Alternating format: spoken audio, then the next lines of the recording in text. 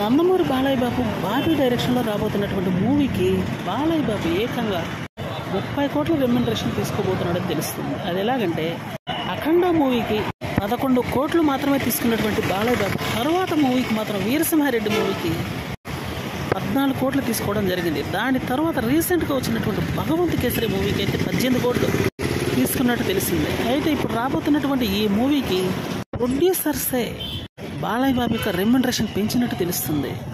ఎందుకంటే back to back block buster hits పడుతున్నాయి కాబట్టి ఖచ్చితంగా బాలయ్య బాబు యొక్క రెమ్యునరేషన్ పెరగాల్సిందే అని డిమాండ్ చేస్తున్నారు.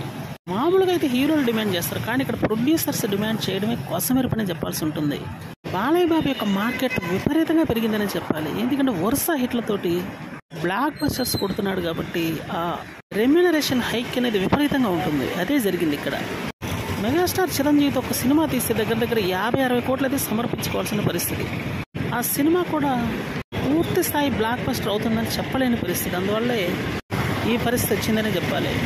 బాలయ్య బాబుతో అయితే కన్ఫామ్గా సూపర్ హిట్ పడుతుందని ఇంతకు ముందు సినిమాలు కూడా నిరూపించాయి కాబట్టి ఇప్పుడు అదే బాలయ్య బాబు తిరుగులేనటువంటి ప్లస్